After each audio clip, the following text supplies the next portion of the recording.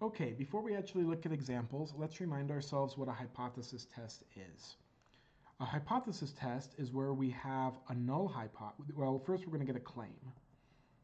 Somebody is going to claim something, and or maybe it's us who's claiming something, and we're going to test that hypothesis. Now, when we do that, we'll have two things. We'll have a null hypothesis, and we'll have an alternate hypothesis.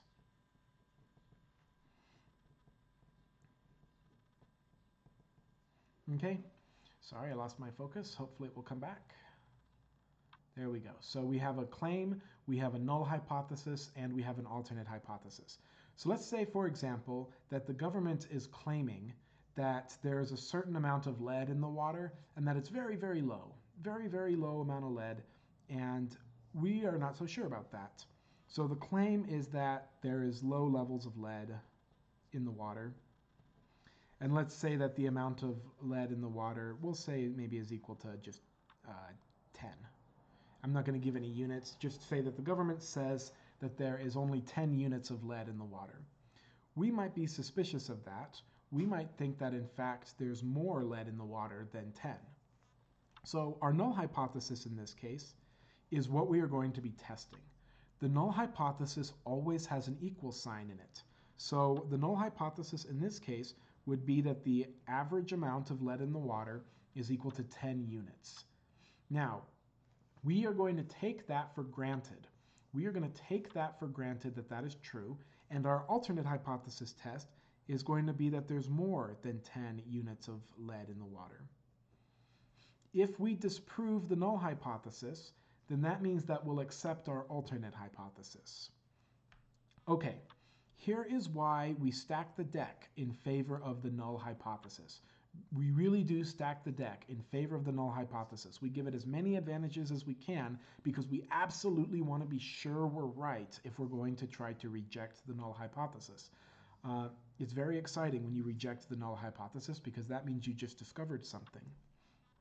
Here's why we assume that the null hypothesis is true. When we assume that the null hypothesis is true, it means that we've just created a bell curve. Remember what I just said about the central limit theorem. If the average amount of lead in the water is equal to 10, then that means it doesn't matter what the underlying distribution looks like. As I take samples, those samples must fall on a bell curve that is centered on 10. Why does it have to be centered on 10? Because that's what we set the null hypothesis to be. We said, okay, we're going to assume what you said is true, and if what you said is true, then that means that whatever samples I get should fall on a bell curve close to 10. It means that I might get very unlucky and just happen to get a sample that's really high. You can see how that's actually possible. It is possible because the bell curve exists. It is possible I might just get an unlucky sample that has extra lead on it one day. But do you see how unlikely it is if we're way up on this tail?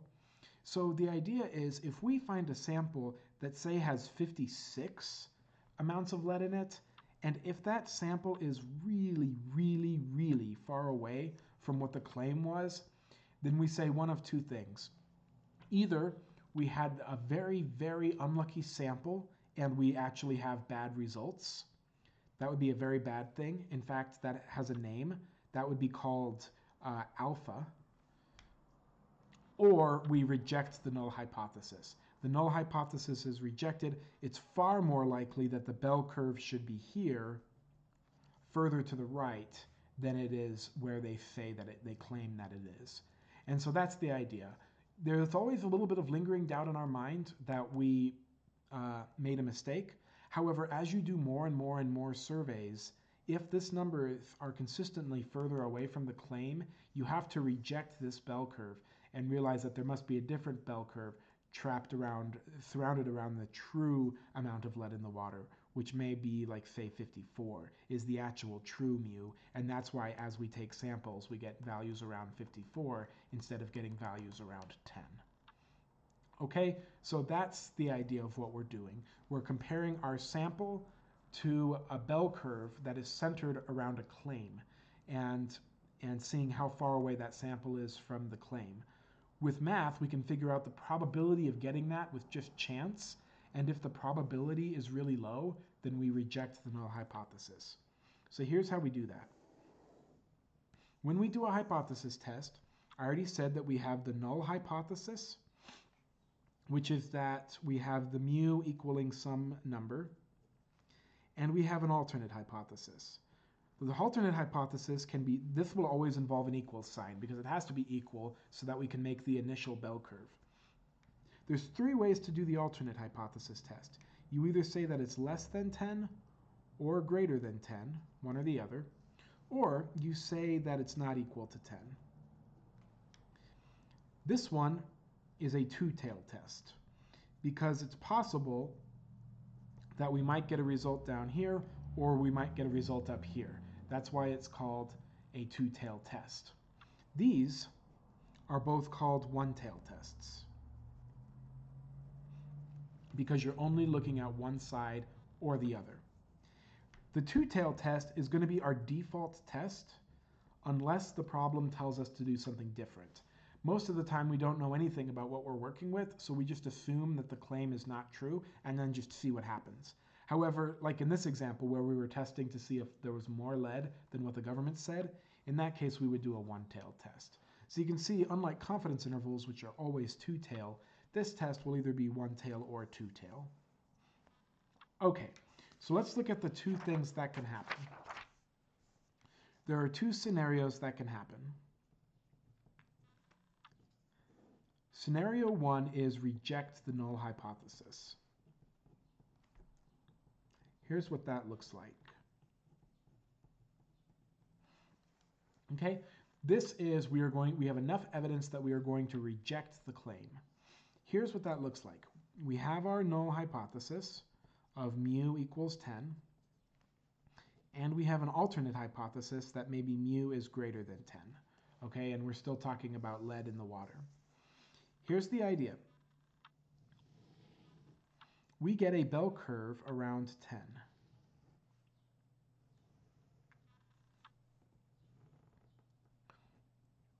And what we are going to do is we are going to pick a confidence level, which I'm going to abbreviate CL.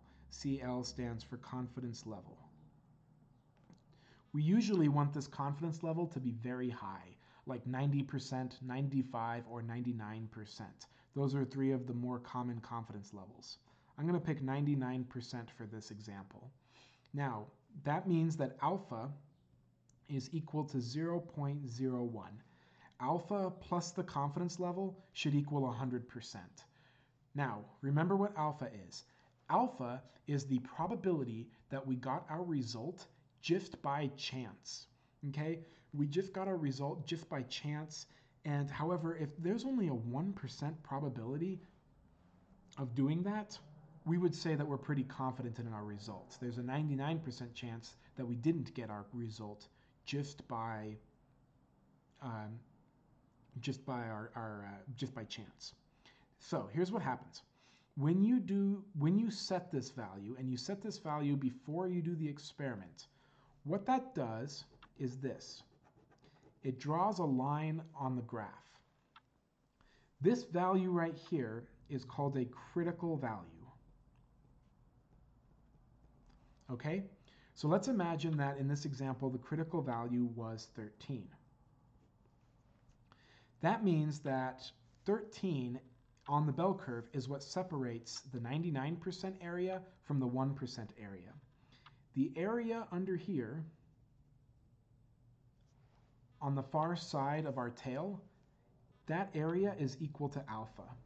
So when we do our samples, 99% of them will be in here, and 1% of them will be in this tail up here.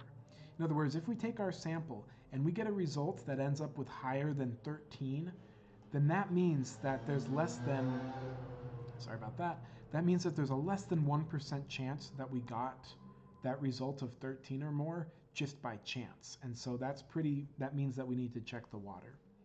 So we've got our critical value and we've got our alpha. Here's what we do. We do our survey, which gives us data. this data will produce something called a test statistic.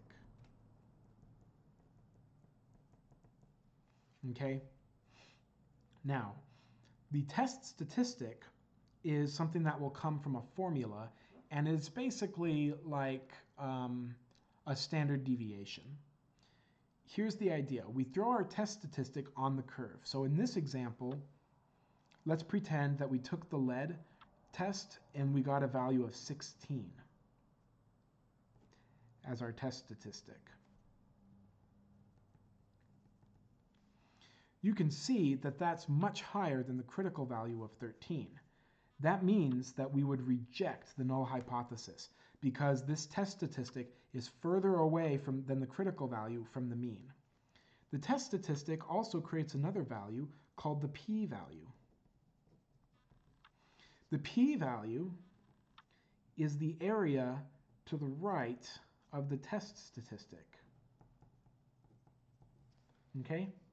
So the p-value is this area over here. So here's the idea. If the absolute value of the test statistic is larger than the critical value, we reject the null hypothesis. And you can see how we're further away than the bar we set in the beginning. Notice also that if this is true, that means that alpha has to be bigger than the p-value.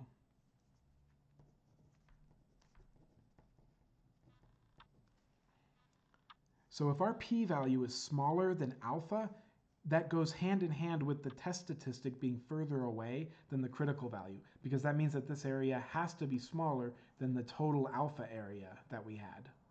Okay? So both of these things will always go together. These things, test statistic being larger than the critical value, always goes with the p-value being smaller than alpha. And in this case, we reject the null hypothesis at that confidence level.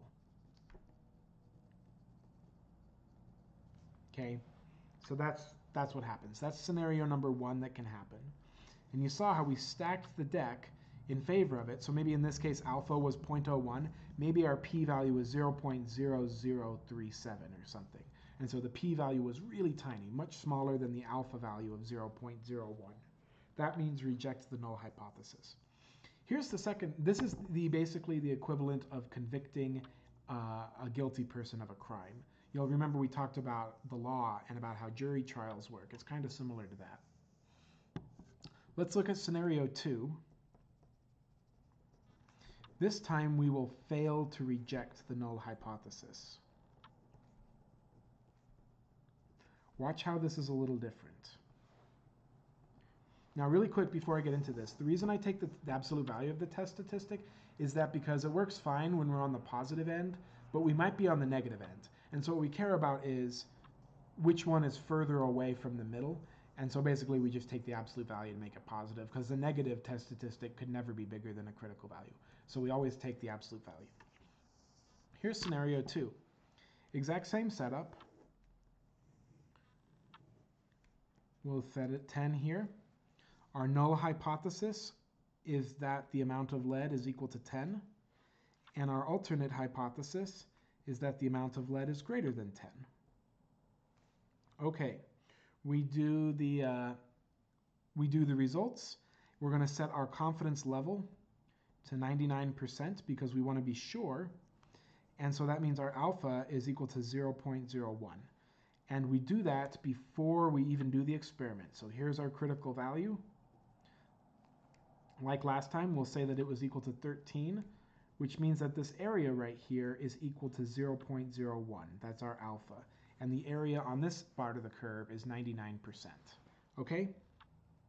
Now let's imagine we did our survey and we figured out that our test statistic was equal to 12.